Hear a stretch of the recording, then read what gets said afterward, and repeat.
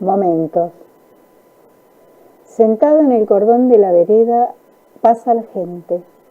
Juegan gurises, tocan bocina. El mundo cambia y revive. El tiempo corre y atina a despeinarme. Me levanto a ensuciar mis zapatillas. Cecilia Tonina, poeta que nos acompaña. Un cuento de agua donde muñecas de trapo y guardianes con espadas de cartón despiertan por las noches persiguiendo luces de colores. Entre saltos y corridas pintan los sueños anudados en cordones, hebillas, botones. Una historia de magos que recorren la ciudad borrando veredas sucias. Transforman papeles en camiones y bajo sus capas lanzan conjuros de amor. Un lugar donde la realidad se rompe y germina. Este también es de Cecilia Tonina, este caso es del libro De Balcón y Cordones. Bueno, empecemos con cartografía, experiencias de lectura y escritura. En el taller Encontrarnos en el susurro del lenguaje habíamos puesto en diálogo 3 autoras: María Emilia López, Yolanda Reyes y Graciela Monte. Allí pudimos ver la importancia que estas autoras le atribuyen a las prácticas de lectura y escritura en las primeras infancias, tema con el cual vamos a seguir en este conversatorio. En este nuevo taller, al que hemos denominado cartografías, experiencias de lectura y escritura, queremos profundizar aquella propuesta haciendo foco en la biblioteca de la sala como un espacio que potencia y que convoca. Levantar el papel donde escribimos y revisar mejor debajo. Levantar cada palabra que encontramos y examinar mejor debajo. Levantar cada hombre y observar mejor debajo. Levantar a la muerte y escudriñar mejor debajo. Y si miramos bien, siempre hallaremos otra huella. No servirá para poner el pie, ni para aposentar el pensamiento, pero ella nos probará que alguien más ha pasado por aquí. Roberto Juarros. Pensamos en la resignificación del espacio de lectura.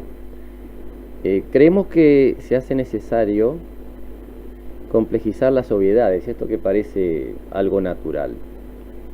Entonces, creemos que el espacio de lectura en voz alta y el contacto con los libros debe ser tenido en cuenta a partir de estrategias concretas que jerarquicen su presencia. Es decir, hay que tomar decisiones para que los libros acompañen, porque son precisamente esas decisiones las que van a hacer que las prácticas de lectura y escritura tengan un lugar. Nosotros creemos que es precisamente ahí donde la travesía lectora del docente, ese camino lector, cuanto más rica sea, mejor. Cuanto más interesante en recorrido sea, más aportará a la influencia de niños y niñas en la sala. Entonces, creemos que es necesario que los libros estén y entonces ahí, en esa presencia, tal vez, o seguramente, algunas escenas de lectura se den. Entonces creemos que es necesario resignificar esto que parece algo obvio, por eso decíamos de desnaturalizar esa obviedad. Y para eso nos acompaña una cita de Borges. Toda lectura implica una colaboración y casi una complicidad. Antes de continuar, queremos ubicarnos en el contexto de producción de este taller y compartir con ustedes algunas preguntas que nos surgieron. ¿En qué tiempo escribimos este conversatorio? ¿En un tiempo virtual, presencial, bimodal, híbrido, sincrónico, asincrónico, ficcional, real o todos ellos juntos?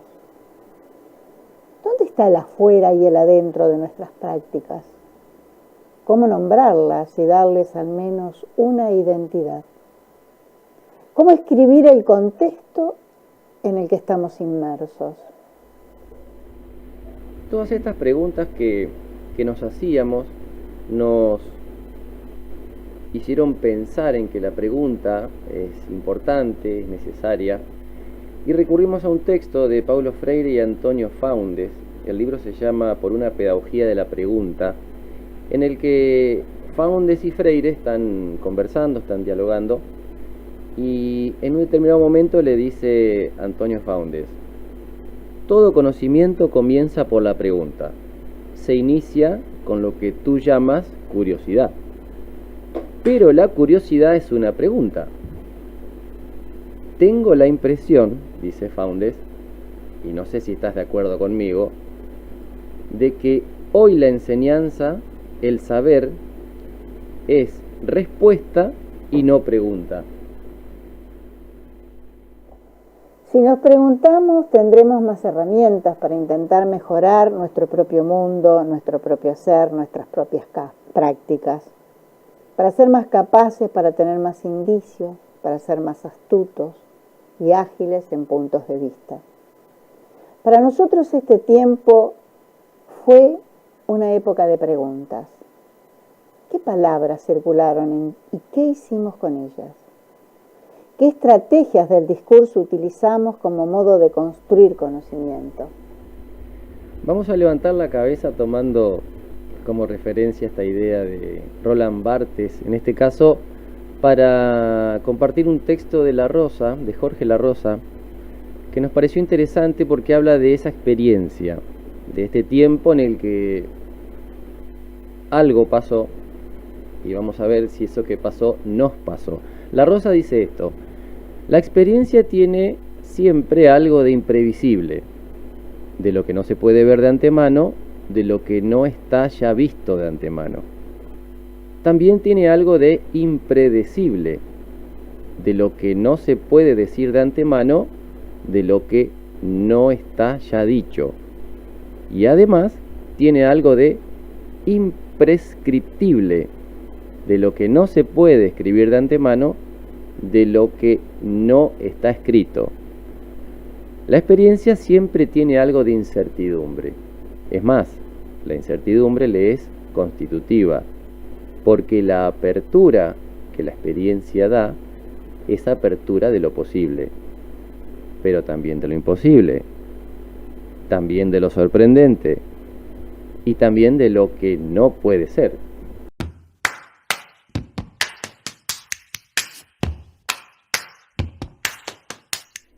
Es La Rosa y sus incertidumbres y sus preguntas.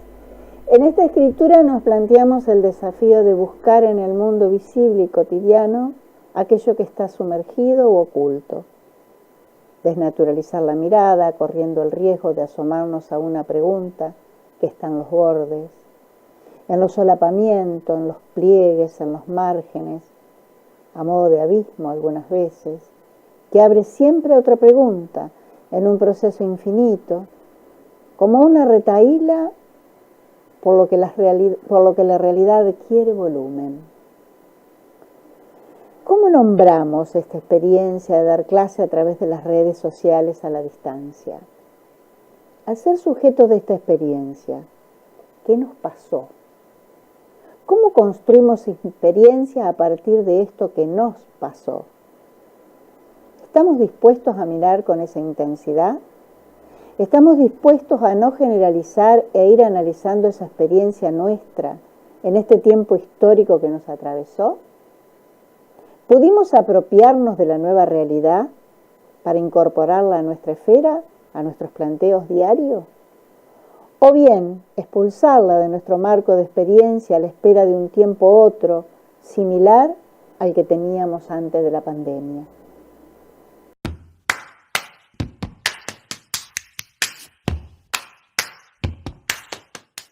Este taller que estamos pensando para trabajar con ustedes, para compartir con ustedes, no pretende una forma determinada, más bien consideramos que la escritura está en la lectura y la lectura en la escritura. Les proponemos levantar la cabeza una vez más, esta vez con poesía.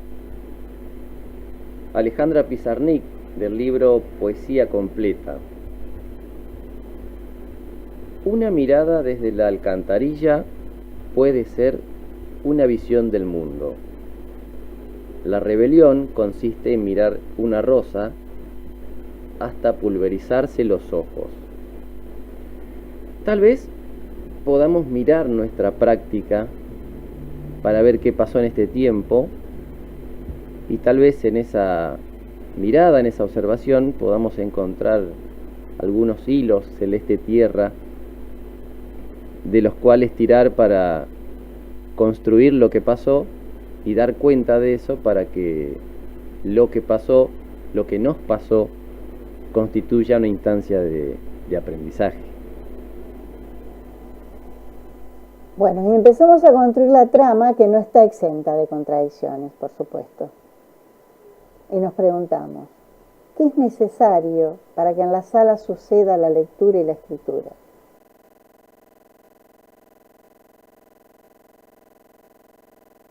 Y pensamos en 3 elementos. Libros disponibles, es decir, que haya libros. Por ejemplo, los libros del plan de lectura, otros que han llegado a las escuelas con anterioridad, libros que se hayan adquirido por parte de la política institucional, aportes literarios que hayan realizado las familias, entre otras posibilidades.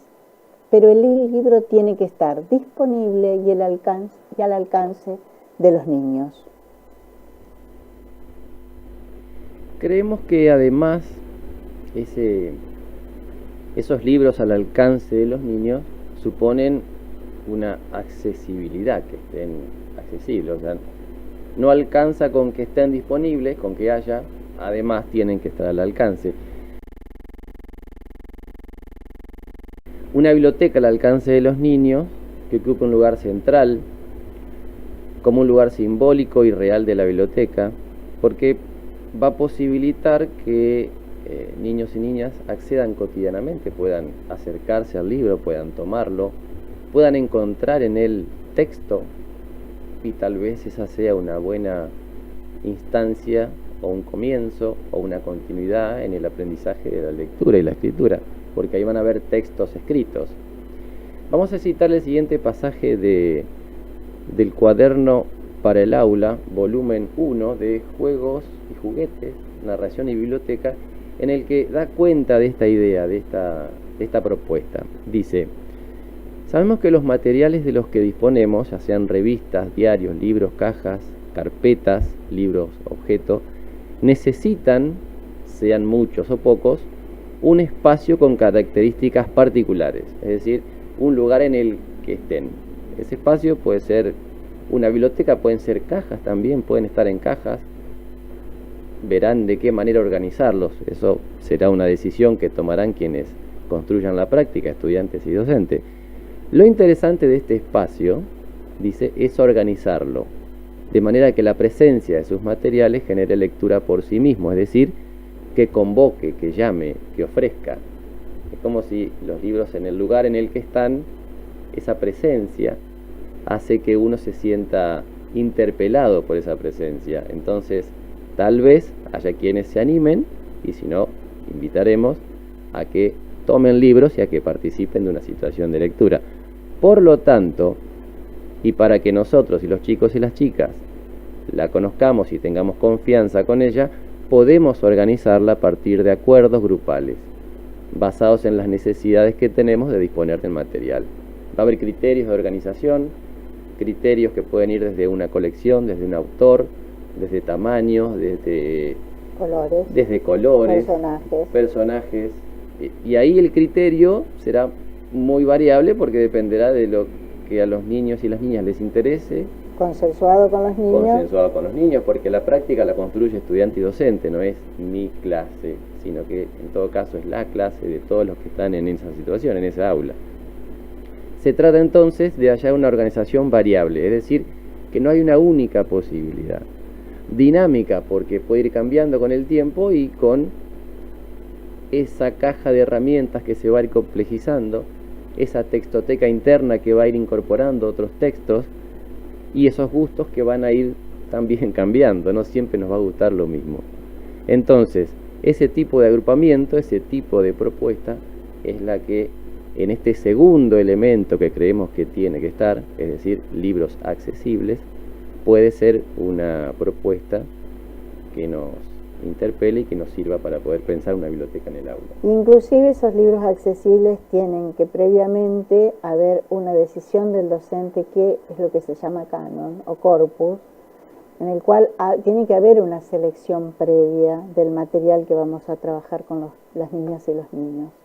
O sea, no coincidimos con la postura de que los niños tienen que elegir la biblioteca. Hay una elección previa del docente, que es la responsabilidad, que puede ser institucionalmente, puede ser por agrupamientos, pueden discutir y debatir los docentes sobre la temática, y el niño en base a eso después decidirá, ahí sí tomará la palabra, pero tiene que haber una decisión previa, eso lo dicen todos los autores. Sí, hay un recorte antes, una selección en la que el docente como funcionario público tiene una responsabilidad.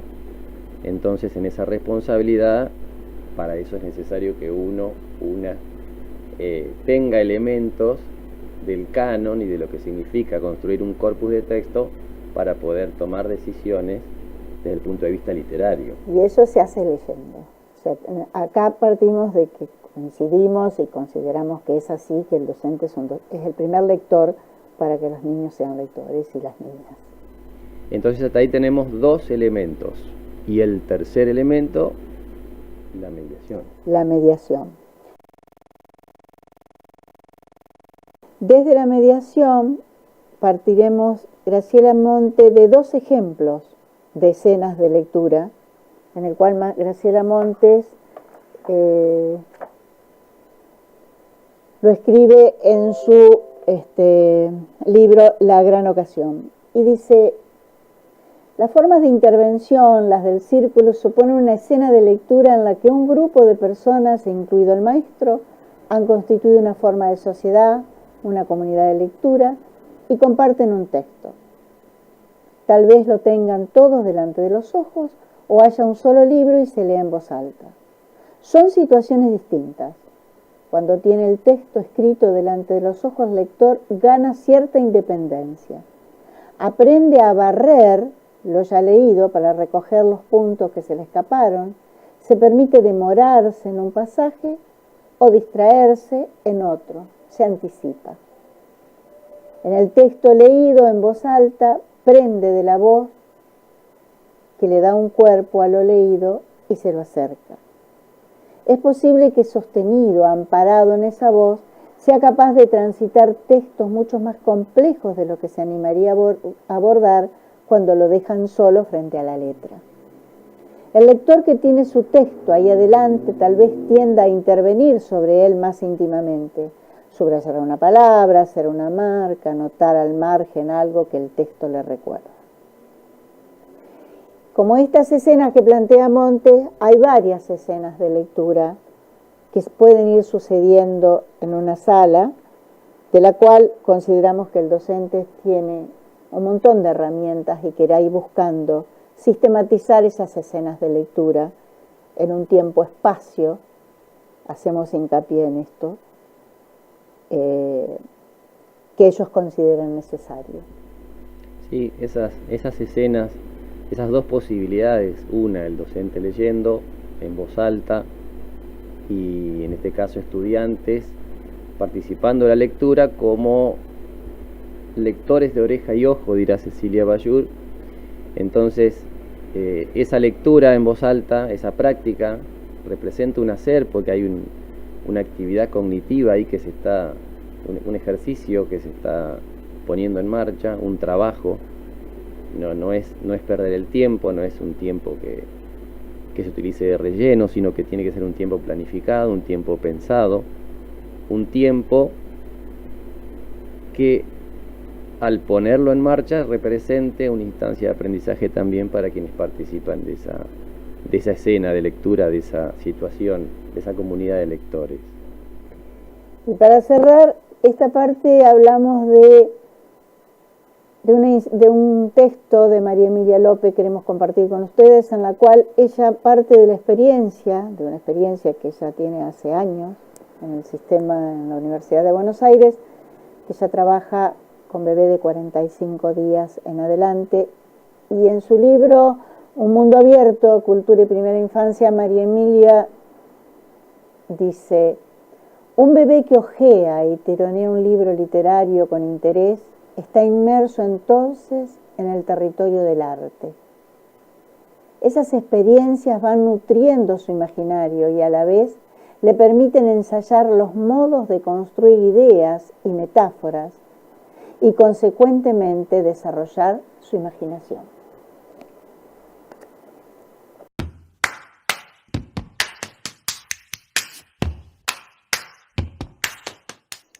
Esa noche no pudo tocar el cielo con las manos. Toqué con el pulgar las estrellas más cercanas, con el meñique las más pequeñas, con el mayor las más altas, con el anular las más esquivas, con el índice descorrí las nubes que tapaban la luna de medianoche. Y cuando la noche se volvió mañana, acaricié el rostro amado con todos los dedos de mis dos manos. Cristina Martín, poeta que también nos acompaña en este recorrido. Compartimos un pasaje del libro Primeras Letras o Primeras Lecturas. Está en forma de pregunta. Pregunta que se hace Berta Braslaski, que es la autora. Dice: a través de la lectura reiterada de cuentos, el niño comienza a tomar conciencia de su estructura y, lo que es crucial, se prepara para comprender la macroestructura de un texto. Pensando en qué sucede con esto de la lectura, tanto en voz alta como con la posibilidad de acceder a un libro y hojearlo. Está clarito acá que es un hecho cognitivo la lectura. Sí, que es no es para trabajo. No es para descansar. Es un trabajo, no es actividad de relleno, podríamos decir. Inclusive ella dice que no sean somníferos.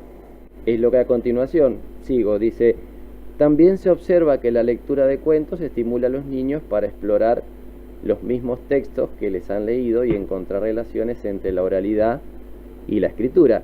Dice de cuentos, pero podríamos ponerle de poesía, de leyenda, de historieta. Lo que sí es interesante es que en esa lectura encuentra relación entre lo oral y lo escrito. Entonces, si encuentra relación entre lo oral y lo escrito, hay un proceso de alfabetización, podríamos decir, que se pone en marcha. Ver escrito de una manera, ver leer escrito de una manera, escuchar leer escrito de una manera, hace que uno pueda ir incorporando en esa textoteca interna palabras, oraciones, si se quiere, párrafos, libros, tapas, imágenes. Claro, que para eso María Emilia López agrega también a eso, diciendo que no es que uno quiera adelantar la alfabetización, pero que el contacto con los textos literarios, el niño se va apropiando de distintas estructuras y de distintas herramientas que el adulto o la sociedad ha configurado para que eso sea lectura desde lo escrito, no únicamente desde la oralidad. Entonces, estas autoras, al igual que Graciela Monte, podemos decir que son las que acompañan esta presencia que nosotros queremos, que nos parece que tiene que ser importante en el aula, una biblioteca al alcance de los niños. Por eso tiene que estar en el aula. Sí, dice también que uno de los consejos más universalizados consiste en la lectura diaria. Crear el espacio-tiempo. Eso, 2 o 3 veces por semana. Bueno, lo ideal sería leer todos los días, porque la lectura es debería ser parte del cotidiano, parte de la vida misma. Y ahí es donde agrega esto lo del somnífero, que no sea una actividad para dormir, que podría serlo, no es que no lo sea, sino que no sea esa. Sea únicamente esa. Claro, que no sea esa la utilización de la lectura y literatura, sino que sea una lectura que implique este trabajo, que implique una comunidad de lectura que se comunica, que a partir de los textos pone en marcha un proceso de conversación, y en esa conversación van emergiendo otros textos que han sido leídos antes, otras películas que han sido vistas, porque en el camino lector no hay solo texto escrito, puede haber otras historietas que se hayan leído, anécdotas, experiencias que remitan a esa lectura que se pone en marcha. Que es una manera de habitar ese espacio. Si no se va habitando el espacio, volviendo a la idea de biblioteca, ese espacio no existe. O sea, nosotros tenemos que ponerle la presencia. Y retomo María Emilia, dice, ¿cómo crear esas instancias, ¿no? ¿Qué lugar ocupa el juego con los otros, la lectura, el canto, cuando el vínculo no es una condición dada, sino un desafío por conquistar? ¿Cómo alimentar la capacidad metafórica de las poblaciones más desfavorecidas social y económicamente, necesitadas también de bienes culturales y de experiencias simbólicas?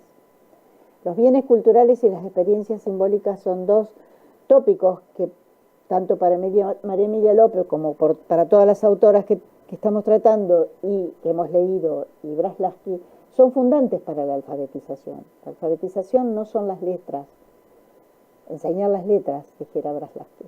Alfabetización es otra cosa. Por lo menos como lo entienden estas autoras con las cuales coincidimos. Y para eso se necesita un tiempo. Ese tiempo, si no está, dirá Graciela Montes en La Gran Ocasión, hay que crearlo. Un tiempo para hojear, para morder, para tocar los libros, para poder estar con esos libros. Ese tiempo hay que generarlo, tal vez al punto de convertirse en un hábito, en una costumbre, en una práctica.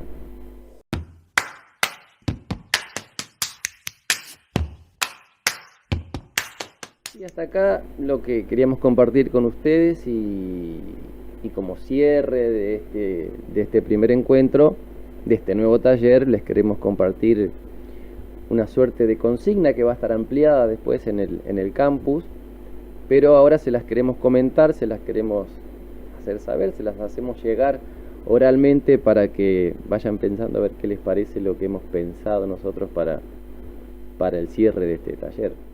Bueno, antes de eso yo te voy a plantear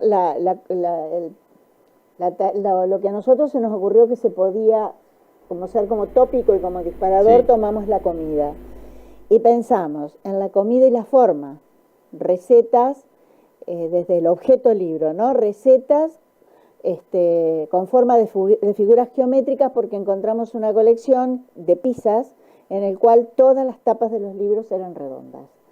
La comida y las efemérides escolares, porque cada efeméride y cada situación siempre aparece la comida, el chocolate, los pasteles, las empanadas, o sea, tendríamos que preguntarnos por qué aparece el tema de la comida.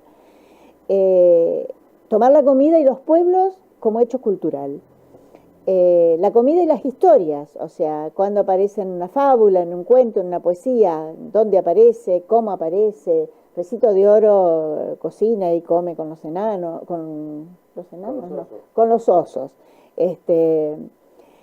La comida y los viajes, los itinerarios y los mapas, o sea, pensábamos en qué llevó para la comida los colonizadores cuando vinieron de acá, el tomate, la papa, las comidas que han traído, las comidas que trajeron, comidas que se llevaron. Y los pueblos que han sido esclavizados y que son parte de nuestra ciudadanía, de nuestro pueblo, porque hay un mestizaje acá que también habla no solo del color de la piel, sino de la comida. Es decir, tenemos una mixtura en el que la comida aparece como una transmisión cultural también.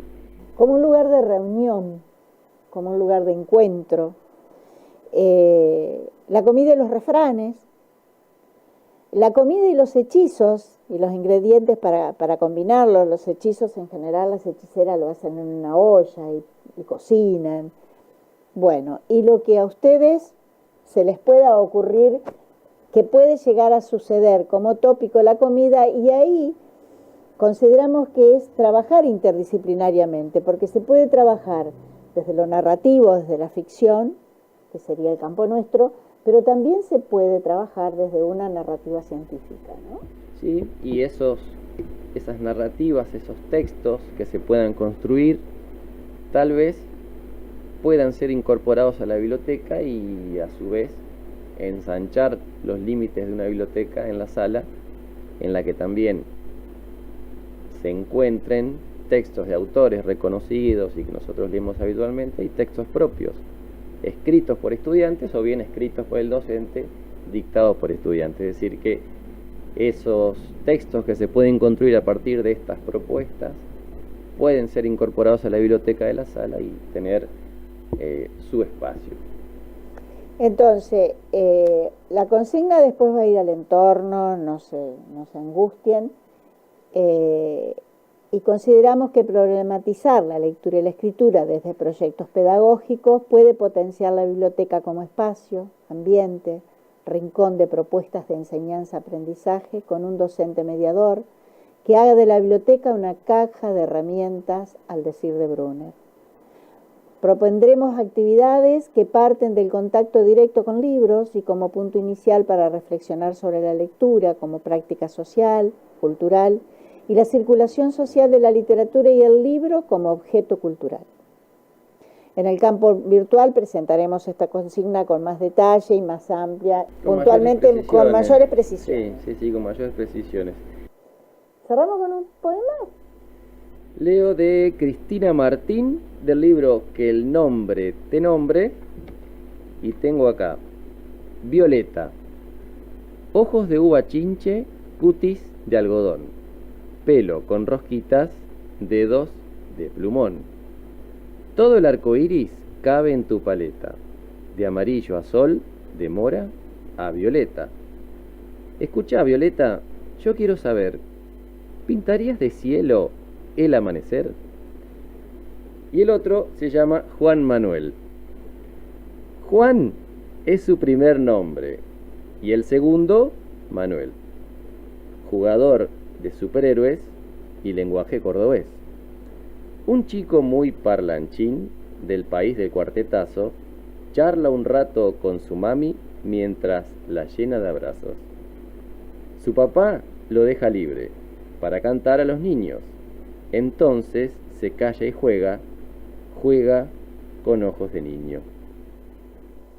Bueno, hasta acá llegamos. Hasta el próximo encuentro. Muchísimas gracias.